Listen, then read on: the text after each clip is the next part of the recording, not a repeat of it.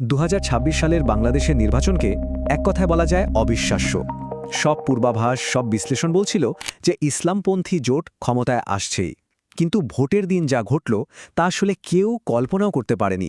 চলুন এই পুরো বিষয়টা বিশ্লেষণ করে দেখি কেন জামায়াত নেতৃত্বাধীন জোটে প্রায় নিশ্চিত একটা বিজয় এমন অভাবনীয় পরাজয়ে পরিণত হল।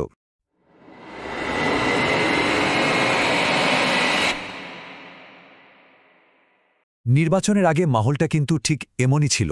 ক্রাইসিস গ্রুপে টমাস কিনের মতো বড় বড় বিশ্লেষকরাও বলছিলেন যে জামায়াতে ইসলামী জোট দেশের রাজনীতিতে একটা নির্ধারক শক্তি হতে যাচ্ছে। তাদের উত্থান এতটাই জোরালো ছিল যে অনেকেই ধরে নিয়েছিলেন ক্ষমতার পালাবদলটা এখন কেবল সময়ের ব্যাপার। কিন্তু 12ই ফেব্রুয়ারির ফলাফল সব হিসাব নিকাশ একবারে উল্টে দিল। যে ধারণার ওপর ভিত্তি করে সবাই বাজি ধরছিল সেটা এক মুহূর্তেই ভেঙে গেল। যা ঘটবে বলে ধরে নেওয়া হয়েছিল তার কিছুই আসলে ঘটেনি। জামায়াত জোটের এই পরাজয়ের প্রথম আর সবচেয়ে বড় কারণটা যদি আমরা দেখি, সেটা ছিল জোটের ভেতরেরই আদর্শিক দ্বন্দ্ব।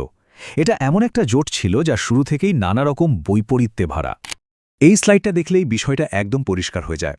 দেখুন, একদিকে জামাতে ইসলামী, যাদের ইতিহাস আর রক্ষণশীল অবস্থান সবারই যাবা, আর অন্যদিকে এনসিপি, যেটা কিনা ২০২৪ সালের প্রগতিশীল ছাত্র আন্দোলনের ফসল। নারী নেতৃত্ব থেকে শুরু করে সামাজিক নানা ইস্যুতে তাদের অবস্থান ছিল একদম বিপরীত মেরুর। এই অস্বাভাবিক জোটটা ভোটারদের মধ্যে শুরু থেকেই একটা বড় বিভ্রান্তি তৈরি করেছিল। শুধু নিজেদের ভেতরের সমস্যাই না, জোটটা আরেকটা বড় ভুল করে বসেছিল। তারা ভোটারদের একটা বিশাল আর খুব গুরুত্বপূর্ণ অংশকে সোজাসুজি অগ্রাহ্য করেছিল, বিশেষ করে যে ভোটারদের সমর্থন তাদের জেতার জন্য সবচেয়ে বেশি দরকার ছিল। ভাবা যায় যে দলটা নারী অধিকার আর প্রগতির কথা বলে সবার সামনে এসছিল, সেই এনসিপি কিনা নির্বাচনে দাঁড় করালো মাত্র 2 জন নারী প্রার্থীকে। এই একটা সংখ্যাই আসলে তাদের কথা আর কাজের মধ্যেকার বিরাট ফারাকটা চোখে আঙুল দিয়ে দেখিয়ে দেওয়ার জন্য যথেষ্ট ছিল।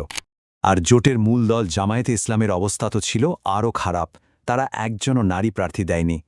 এর সাথে নারী অধিকার নিয়ে জোট নেতাদের কিছু বিতর্কিত মন্তব্য যেন আগুনে ঘি ঢালার মতো কাজ করে। ফলাফল, নারী ভোটারদের একটা বিরাট অংশ তাদের থেকে মুখ ফিরিয়ে নেয়, আর সংসদে নারী প্রতিনিধিত্বের ক্ষেত্রে একটা ঐতিহাসিক পতন ঘটে গেল।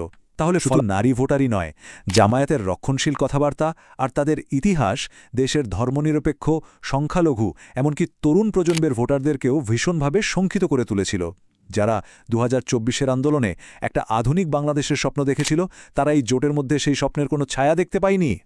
এর পেছনের কারণটা কিন্তু আরও গভীরে। জামায়াতের মূল আদর্শ আর তাদের গঠনতন্ত্রেই গণতান্ত্রিক বহুত্ববাদের চেয়ে ধর্মীয় আইন প্রয়োগের বিষয়টাকেই বেশি গুরুত্ব দেয়া হয়। এটা এমন একটা আদর্শিক অবস্থান যা খুব স্বাভাবিকভাবেই দেশের সংখ্যালঘু আর ধর্মনিরপেক্ষ নাগরিকদের মনে একটা আস্থার সংকট তৈরি করেছিল।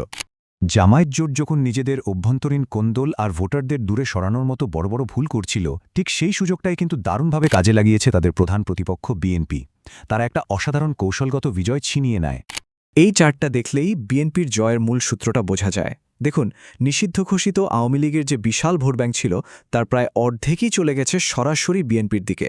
সমীক্ষা বলছে প্রায় ৪৮% সাবেক আওয়ামী লীগ সমর্থক একটা ইসলামপন্থী সরকারকে ঠেকাতেই শেষ পর্যন্ত বিএনপিকে ভোট দিয়েছে।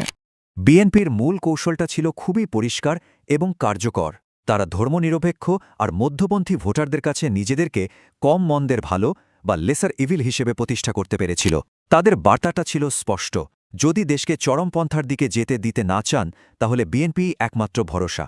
বিএনপি কিন্তু বেশ কয়েকটা স্মার্ট মুভ নিয়েছিল। যেমন তারা জামায়াতের সাথে জোট না করে নিজেদের একটা স্বতন্ত্র পরিচয় তৈরি করে।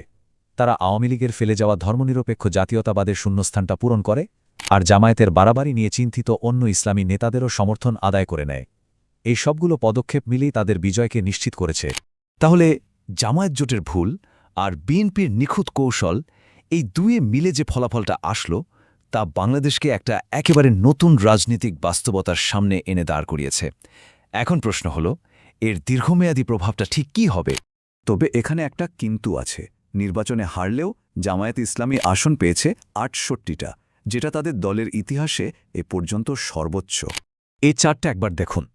১৯৯১ বা ২০০১ সালের সাথে তুলনা করলেই বোঝা যায় এটা কত বড় একটা লাফ। এর মানে হল, নির্বাচনে হেরে গেল জামাতে ইসলামী এখন বাংলাদেশের কয়েক দশকের মধ্যে সবচেয়ে শক্তিশালী বিরোধী দল হিসাবে সংসদে বসতে যাচ্ছে। ফলাফল আসার পর জামায়াতের নেতা শফিকুর রহমান কিন্তু পরাজয় স্বীকার করে নিয়েছেন। তিনি বলেছেন সংসদে তারা দেশের প্রধান বিরোধী দল হিসাবে ইতিবাচক রাজনীতি করবেন। এখন দেখার বিষয় হল এই নতুন শক্তিকে তারা কিভাবে ব্যবহার করে। কিন্তু একটা বড় প্রশ্ন তো থেকেই যাচ্ছে, যে তরুণ প্রজন্ম একটা নতুন বাংলাদেশের স্বপ্ন নিয়ে রাস্তায় নেমেছিল, এই নির্বাচনের ফলাফল তাদের সেই আকাঙ্ক্ষা ঠিক কতটা পূরণ করতে পারল? এটা এখন একটা $1 মিলিয়ন কোয়েশ্চেন। সুতরাং বিষয়টা বেশ জটিল। জামাত নির্বাচনে হেরেছে, কিন্তু রাজনৈতিকভাবে আরও শক্তিশালী হয়েছে, আর বিএনপি একটা বিশাল ম্যান্ডেট নিয়ে ক্ষমতায় এসেছে। বাংলাদেশের রাজনীতির মঞ্চ এখন পুরোপুরি প্রস্তুত। আসল প্রশ্নটা হলো, একটা শক্তিশালী ধর্মনিরপেক্ষ সরকার আর একটা শক্তিশালী ইসলামপন্থী বিরোধী দলের এই নজিরবিহীন সহাবস্থান দেশকে কি স্থিতিশীলতার দিকে নিয়ে যাবে, নাকি এক নতুন সংঘাতে জন্ম দেবে? উত্তরটা দেবে একমাত্র সময়।